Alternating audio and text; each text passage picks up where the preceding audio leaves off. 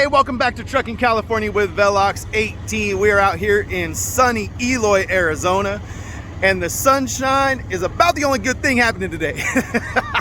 Hey, and if I'm still here tomorrow, which is a possibility, the sunshine is going to be my worst enemy because it's supposed to get hot tomorrow, and I don't have an APU on this truck, so that will be an interesting event if that happens. If it happens, may not happen. Right now, we're waiting on Swift Night to get us a new appointment at Walmart. If you didn't watch the previous video, that's what's going on. Showed up for my appointment. They said, hey, this is a drop trailer appointment, not a live unload. You need to have them reschedule you a live unload appointment in order for you to get unloaded. I said, can I just drop my trailer? And they said, nope, we don't have that agreement with you. We only do that with Night Swift trailers and with other vendors, but you're not one of those vendors, so get to stepping. So that's what we did. We came over here to Eloy, Arizona to take a shower, and I think I'm gonna go in there and try some trucker burger. Hopefully that's good. And then, I don't know, man. I don't know, but we're just out here in the desert in Arizona, you know, enjoying this this springtime weather, and it's supposed to get hot tomorrow and the next day, so hopefully I can get the heck out of here before it does that. But hey, why don't you guys roll the music? I can't be all excited this time because I've had a bad string of a few days, and it's all related to Swift Night. Maybe I should learn from that, and I don't know. Roll the music.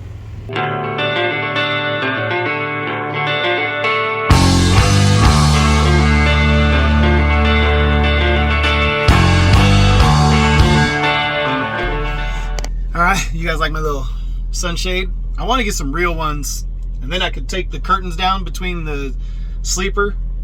If I could black out those windows, then I could still sleep in the sleeper without the curtain, and it would make everything so much bigger.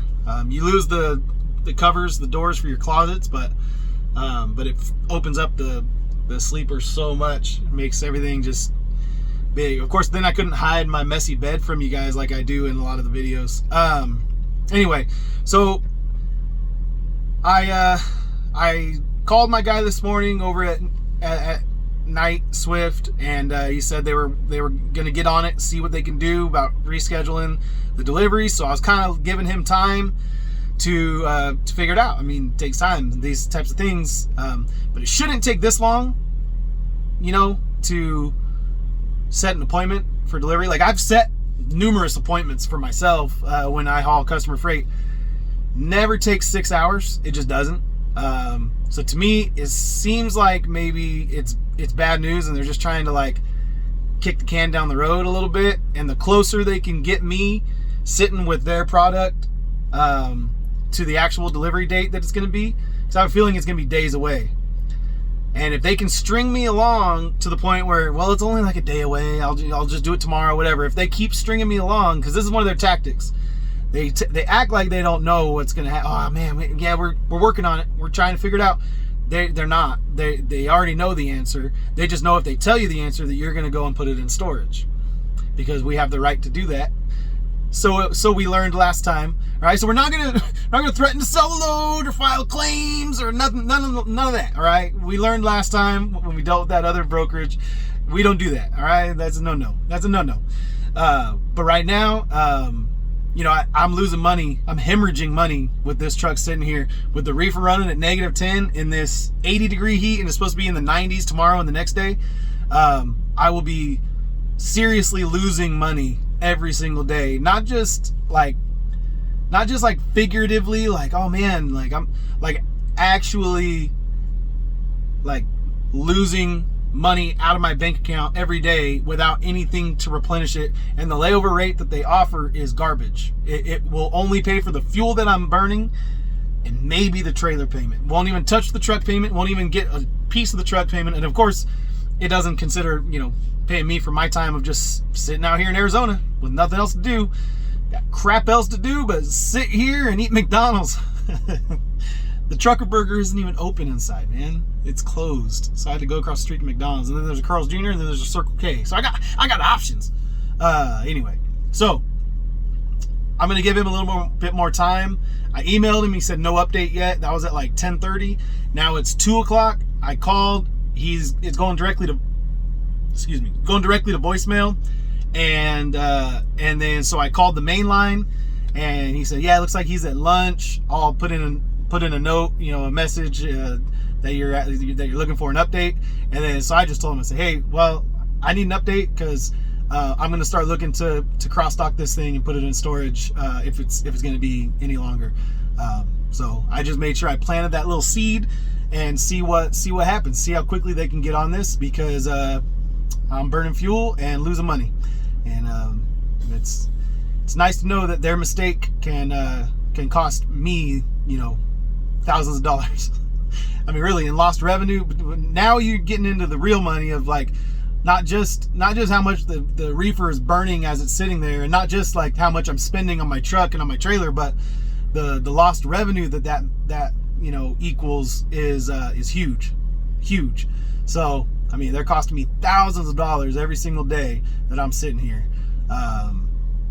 So yeah, we're gonna get this taken care of the right way. We're not gonna go crazy. We're not gonna threaten, but yeah, we gotta get this thing taken care of. So I'll update you guys when I get an update, and let you guys know what we're gonna do. All right, just got a phone call from my dude over at Swift Night, and he was really cool. He sent me all my tow news that I needed. Sent me layover for this load. Everything is everything's taken care of. The only thing is I have an appointment tonight at 7:15 to unload this thing. So 1 day layover, and then we'll get it off the truck tonight. I'm glad I didn't book a load for today. This kind of stuff happens in trucking. I'm just glad they're getting it taken care of, because tomorrow is Good Friday, and then broker's gonna go home for Easter weekend and all that. Like, I gotta find a load right now that gets me out of here tomorrow. So that's my plan. That's what I gotta do. That's what we're gonna do right now. Let's look at the load board. All right, let's take a look and see where we can go, what we can do from Casa Grande. Let's see, New York, Connecticut. I have it organized by the longer load, well, the most paying loads, the highest paying loads. So I'm actually tempted to run something up north, but it is I just saw pictures of guys up on Donner getting snowed on today, so kind of glad I'm down here in the desert. But I'm willing to kind of make something work and stretch out my legs a little bit and put some miles down out of state. I do need to try to bank up some of my out of state mileage. But here's a Nogales to Riverside for $1,900. Nogales to, I'm not set up with Mahal Bros. I wonder if those are all the same load. Whenever they do a bunch of different cities like that, it's usually just one load. Look at how many they have posted. It's to every single Southern California city. Here's one I was looking at before. It's actually $100 more than it was before, from CR England. That picks up tomorrow. And I wonder what day it delivers to Riverside. I mean, all of these. So this one, I mean, you figure it's 500 miles. Nogales is 130 miles from here, so you're looking at 630 miles. So it's not quite $3 a mile for my total miles. It is over $3 a mile. It's almost $3.60 a mile if you're just doing the loaded miles. But I got to get there. So anyway, I think I'm gonna call on this load and see if they can come up a little bit. If they can come up a couple $100, we might grab that load. Let's see. I don't know. All right, it is time for us to get out of here. So a couple things. Okay, one, my appointment's actually at 5:15. It said 17:15, and so my guy verbally told me 7:15, but he just read it wrong. But the funniest thing was, I was sitting in the John, right? I was sitting in the crapper inside the truck stop, all right? And I'm sitting there, I'm doing my duty, all right? Taking a duty, and this alert pops up on my phone right here.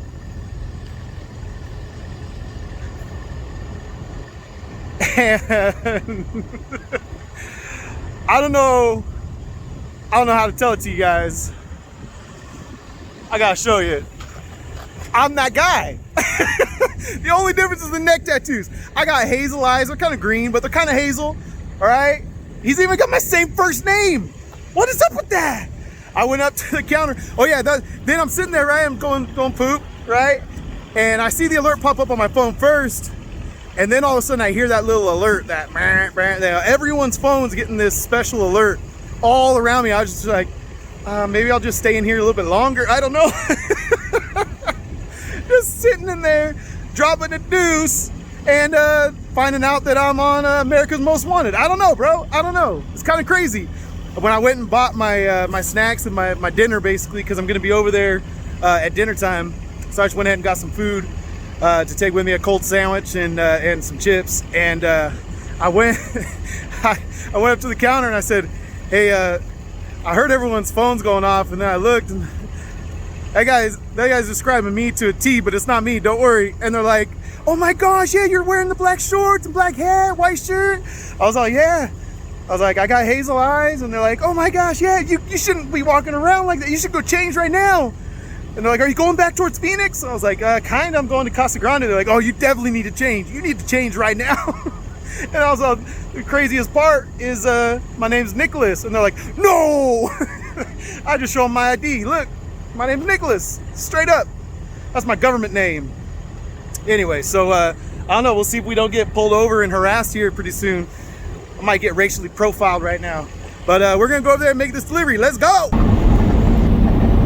All right, we are trucking right here.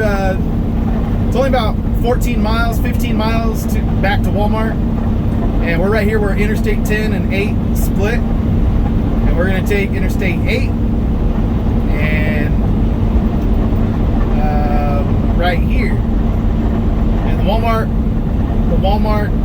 distribution center isn't too far. Isn't too far from here. So we'll just jump on this, go over the top of I-10, and then it's just a few miles down the road. We exit. So really, that truck stop is not far at all. And there's a bunch of truck stops right there in Eloy. So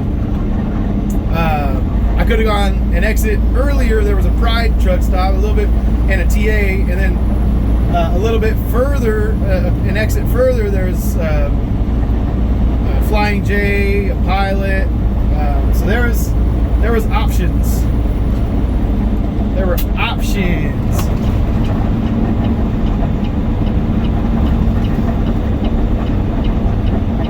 But anyway,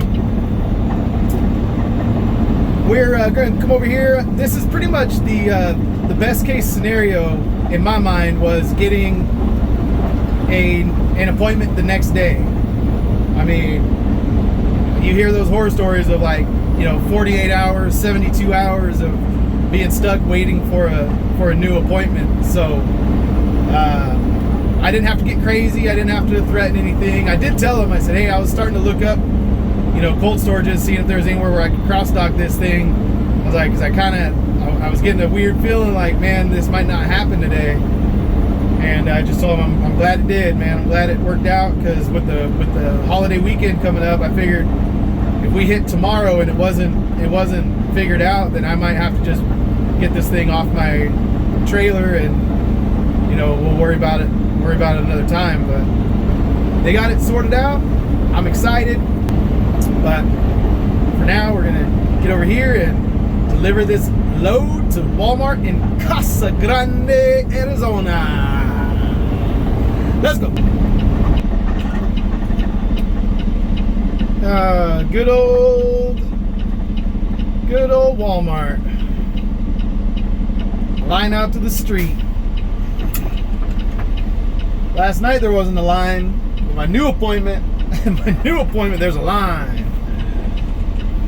We got 1, 2, 3, 4, 5, 6, 7, 8, 9 trucks checking in. Checking in, boss. So we'll see. We'll see how long this takes. Hopefully, I can check in by my appointment time, which is 5:15. It is currently 4:35, so we got 40 minutes to get through this line. We'll see what happens. All right, close but no cigar on this one. Close, but no cigar. We got over here, waited through that line, got to the front of the line at 5:10, so it took dang near 40 minutes. And he's like, "Hey boss, your appointment's at 8:45 tonight." I was like, "Alrighty then." Wish they would have told me that the right time. I mean, he said 7:15, which is funny because they still would have turned me around because you're only allowed to show up an hour early. So I mean, but at least that was closer. So he verbally told me 7:15, and then they told me whatchamacallit. Verbally told me 7:15, and then the thing said 17:15, like, you know, so 5:15 p.m.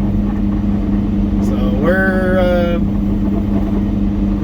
not quite out of the woods yet, but at least we have an appointment. We know now that we have a valid appointment, and we'll go park over in that lot that we parked in last night, and we'll wait a couple hours to go.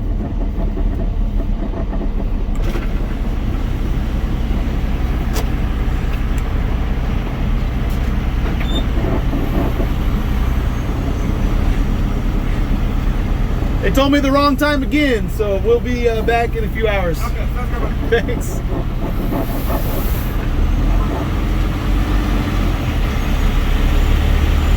All right.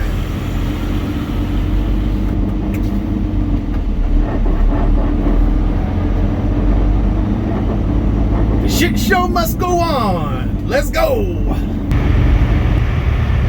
All right. We checked in over here in Walmart. They sent us over here.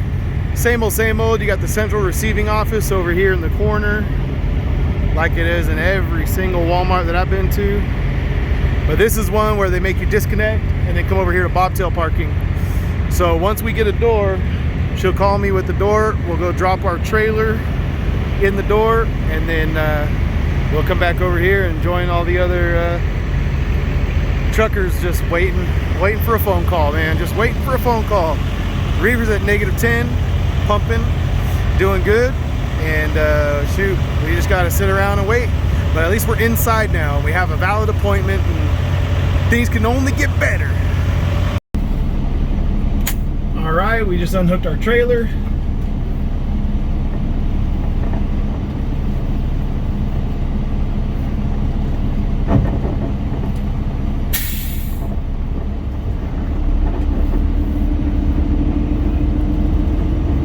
Now we gotta go see if we can find some parking over here in the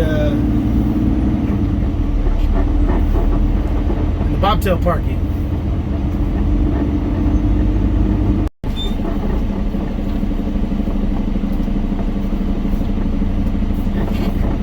Hey, do some of you guys who are truckers find it almost harder to back up bobtail than with the trailer? Like, I don't know what it is. I think because my mirrors are set up to see the trailer, so it seems really difficult to back up bobtail. It's like ridiculous. Yeah, like I'm way too far to one side. This is stupid. All right, so I got it in my my parking spot here finally, but we're just chilling, and I was just looking at comments, and I got a few comments, just talking about kind of my string of bad luck lately, and like how I keep calm, or why I keep calm, or kind of just the reaction to just the the mishaps that have been happening. Shippers not having the product ready for the load, having the load double booked, having the appointment set for the wrong type of delivery, all that kind of stuff. It's all been this week. It's all been some swift night. But also, like, in a larger sense, like the whole freight market is kind of, there's a lot of owner operators that are nervous right now because it's been easy for the last year. And guys who've been around told us this. Us new guys, I mean, like I've only had my authority for a year, and the guys who've been around a long time, they told us, but this is our first time walking through it and experiencing it for ourselves. Like seeing the load count just drop, seeing the rates drop, having our lifestyle be accustomed to $4 and $5 a mile freight. You know, that's the kind of stuff that we kind of we're like, oh shoot, what are we gonna do with this $2.50 a mile freight, $3 a mile freight? Like this is getting hard. And so anyway, I was just thinking about all that, and well, I'll play you guys the clip that I went back and watched. I remembered saying something early on, and so I had to go back and find the clip. Here it is. Much more. So I'm betting on myself, guys. I really am. I'm betting on myself that I can out hustle and outwork this this market that we're in. If you watch Sammy on his Make Sense channel, he does his DAT load board videos. Usually they're on Mondays. This week he did it on Tuesday, but he goes through the loads in the different freight hubs that are on the DAT load board. And my market, the Northern California market, has been pretty low as far as volume goes for a while, basically since the beginning of the year. But I'm betting on myself, even though it doesn't make sense all the way. I'm betting on myself that I can, out hustle the market. And maybe that's naive of me. Maybe that's a little bit, cocky. But hey, man, I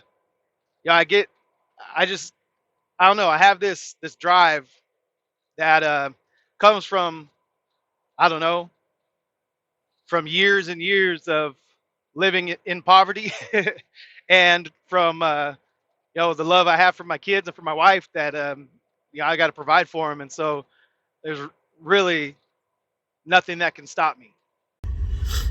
So, I mean, that's just where I'm at, guys. That's just my mentality. Like I can't fail. I can't fail. So, when you look at all the different variables in trucking, right? There's only so many things I can control. I can't control the world economies. I can't control fiscal policy and monetary policy. I can't control the Federal Reserve and what they're going to do. I can't control any of that stuff. I can't even control what I've already purchased.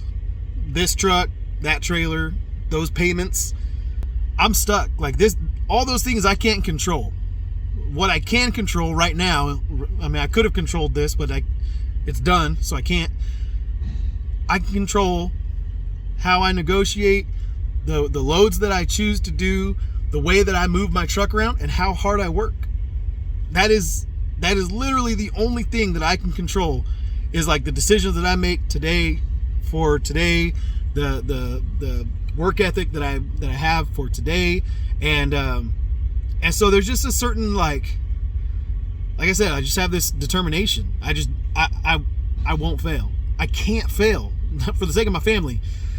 I can't fail.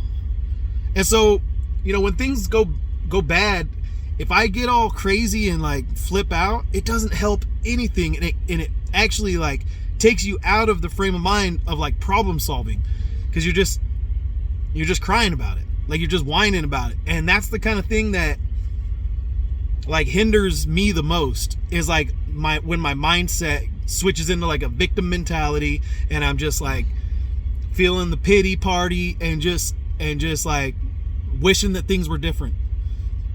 I'm tired of wishing things were different. I spent a long time in my life wishing that things were different. No more, man. I'm gonna make the things that I have work, and that's gonna take some smarts, but it's also gonna take some hard work, some determination, some perseverance. And I won't have the ability to have any of that work ethic, that perseverance, that determination, if I let myself get all crapped out.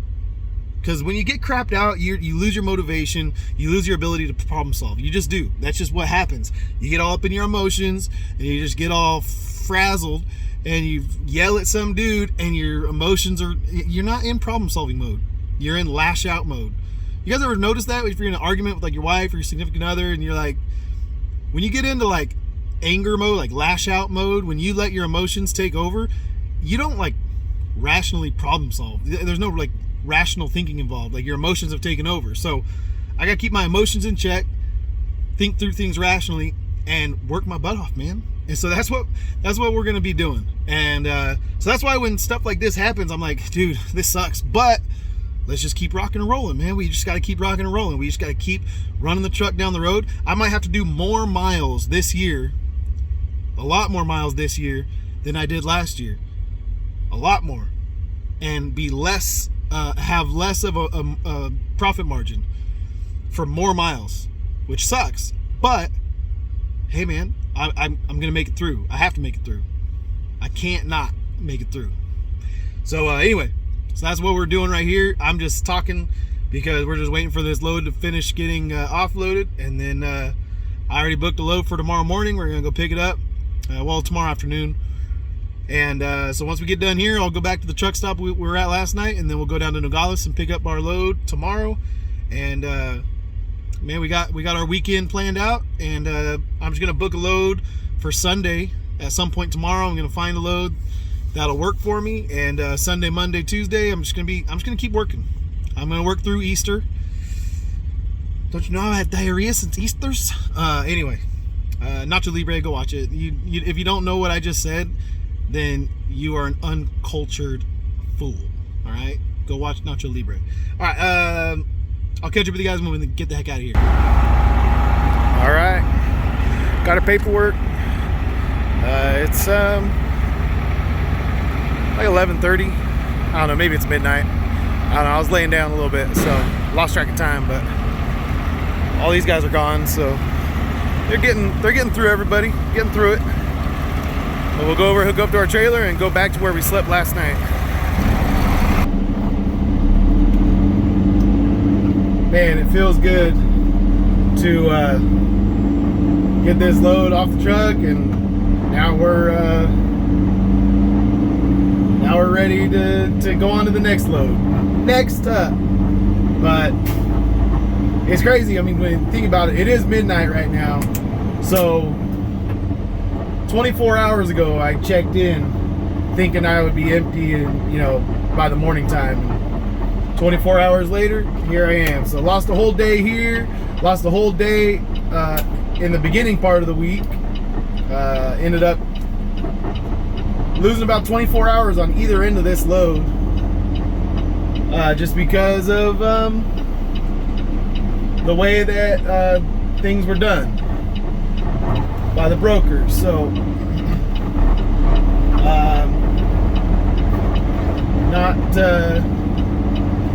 not my favorite. Sorry, this guy's kind of, I think he wanted to flip a U-turn, and now he changed his mind. I think we can get around him and he's not going to pull out in front of us.